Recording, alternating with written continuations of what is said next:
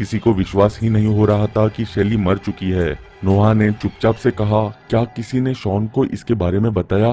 रिक ने कहा, मुझे नहीं पता, मैं उसे फोन करता हूँ। किम अपना पीला सा चेहरा लेके बैठी हुई थी। रिक ने शॉन को फोन किया और इस दुखद घटना के बारे में बताया। शॉन का रिएक्शन बहुत अजीब सा आया। शॉन ने इरिटेट होते हुए बोला, सुन ब्रो, मैं उसका बॉयफ्रेंड नहीं हूँ, ना ही मैं उसका दोस्त था। मुझे नहीं पता सुबह से सब मुझे फोन करके मेरा जीना क्यों हराम कर रहे हैं। मेरा कुछ लेना देना नहीं है भाई, उसने ये डिसीजन खुद लिया था। प्लीज इस बकवास में मुझे इन्वॉल्व करना बंद करो। किम शॉन की बातों पर विश्वास नहीं कर पा रही थी। उसे बहुत गुस्सा आ गया। उसने रिक से फोन खींचा और कहा, मैं विश्वास नहीं कर पा रही हूँ कि तुम कितने घटिया इंसान हो शॉन। हमारी कलीग की इतनी बुरी तरह से मौत हुई है, तुम थोड़ा तरस खा सकते हो। मुझे शैली के लिए बहुत बुरा लग रहा है कि उसने तुम जैसे इंसान से प्यार किया। और फिर उसने गुस्से में फोन काट दिया। रिक और नोआ भी शॉन के ऐसे बर्ताव से हैरान थे। अगले दिन जब ऑफिस पहुंचे, किम ने देखा शॉन कैफेटेरिया में खड़ा कुछ कलीग्स के साथ हंस रहा है, जैसे कुछ हुआ ही नहीं। शॉन ने उसकी तरफ देखा और कहा, हाय किम, पर उसने इग्नोर कर दिया और वहां से चली गई। उस पूरे दिन किम ने शॉन से कोई बात नहीं की और उसे इग्नोर किया। ऑफिस के स्टाफ ने शैली के डेस्क को कैंडल से सजा दिया। उन्होंने शैली की एक पिक्चर भी लगाई जिसमें शैली एक खुश लड़की की तरह मुस्कुरा रही थी। किम उसके डेस्क के पास गई और उसकी आंखों से आंसू आने लगे। वो मन में सोचने लगी कि कोई फर्क नहीं पड़ता कि वो कैसी लड़की थी, किसी को भी ऐसी मौत नहीं मिलनी चाहिए। ऑफिस के बाद वो घर जाने लगी थी जब नोआ उसके पास आया और उसे पूछा, तुम ठीक हो? किम ने सर हिलाया और कहा, हाँ शायद। नोहा ने हिचकिचाते हुए पूछा, रिक और मैं ड्रिंक्स के लिए जाने का सोच रहे थे, तुम साथ आना चाहोगी? किसी और दिन होता तो किम बहुत खुश होकर चली जाती, पर आज वो सिर्फ घर जाके लेटना चाहती थी। किम ने थकी हुई आवाज में कहा, नहीं थैंक यू, मुझे घर जाके सोना चाहिए। वो ऑफिस से चली गई। किम सबवे नहीं लेना चाहती थी, पर उसी से वो जल्द से जल्द घर पहुंच सकती थी। उसने घड़ी में टाइम देखा, शाम के 8 बज चुके थे। ठंड की वजह से सड़कों पर ज्यादा लोग नहीं थे। किम सबवे की तरफ चलने लगी। सीढ़ियों से नीचे जाते हुए कुछ डरावना सा एहसास हुआ। उसे पता नहीं ऐसा क्यों लग रहा था कि यहाँ पर कुछ होने वाला है। प्लेटफॉर्म की तरफ जाते हुए वो डर के मारे पसीना पसीना हो रही थी, पर नीचे ट्रैक्स की तरफ देख के वो थोड़ा शांत हो गई। ट्रैक साफ हो चुके थे, वहां कोई खून का निशान नहीं था। किम प्लेटफॉर्म की सीट पर बैठकर ट्रेन के आने का वेट करने लगी।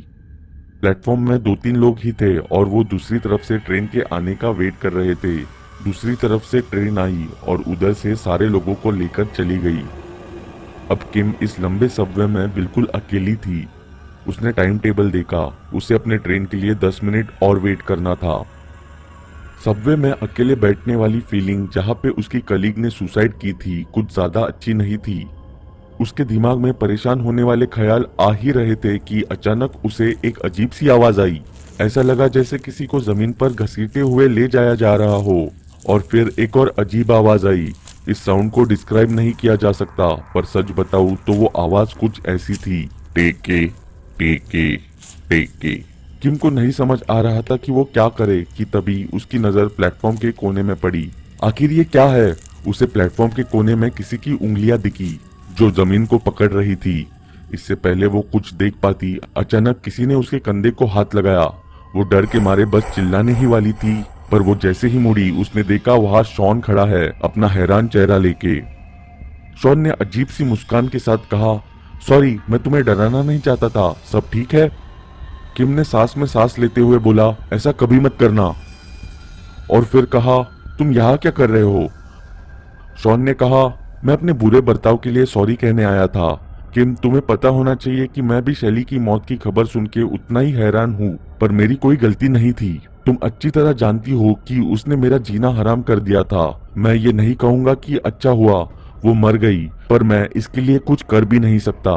किम ने कुछ नहीं कहा और शॉन बताता चला गया कि कैसे उसकी कोई गलती नहीं है और शैली दिमागी तौर से बीमार थी। शॉन अपनी बात खत्म करने ही वाला था कि कैसे शैली को साइकेट्रिस्ट के पास जाना चाहिए था कि तभी वो आवाज फिर से आई। शॉन रुका और बोला, क्या तुम्हें भी वो आवाज सुनाई दी? किम ने कंफ्यूज होकर बोला, हाँ मैंने भी सुनी। उन्होंने पास के ट्रैक की तरफ देखा जहाँ से आवाज आ रही थी। शॉन प्लेटफॉर्म के पास देखने के लिए जाने लगा। किम भी उसके साथ गई। उसके बाद जो उन्होंने देखा उससे उनका दिल धड़कना बंद हो गया। शॉन जमीन पर गिर गया और किम जोर जोर से सांस लेते पास के खंबे के पास खड़ी रही। उसके मुंह से कोई आवाज नहीं आई। वो शैली थी और कहा जाए तो वो शैली का भूत था।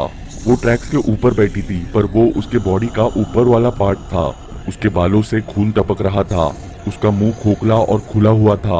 उसकी आंतड़ियां नीचे से लटक रही थी। उसने अपने आप को ऊपर की तरफ घसीटा और शॉन की तरफ डरावनी आवाज निकालते हुए आई। शॉन डर के मारे पीछे खिसकने लगा और उठ के भागने ही वाला था कि तभी किम के सामने एक खतरनाक हादसा हुआ। शैली के भूत ने शॉन की बॉडी को 2 हिस्सों में काट दिया और उसका खून पूरे प्लेटफॉर्म पर फैल गया। शॉन की चिल्लाने की आवाज पूरे सबवे में गूंज उठी और किम वहीं पे बेहोश हो गई। किम अभी भी हॉस्पिटल में एडमिटेड है। उसने सिर्फ इतना ही न्यूज में सुना है कि उस रात के हादसे की फुटेज सिक्योरिटी कैमरा में कैप्चर्ड है। कैमरा में किम की डरी हुई शक्ल आई है और उसका कलीग शॉन जमीन में घसीटा हुआ दिखा है। सबसे अजीब चीज ये है कि प्लेटफॉर्म में और कोई नहीं है, पर एकदम शॉन की बॉडी 2 टुकड़ों में कटती हुई दिखी है और फिर सब जगह खून फैलता है।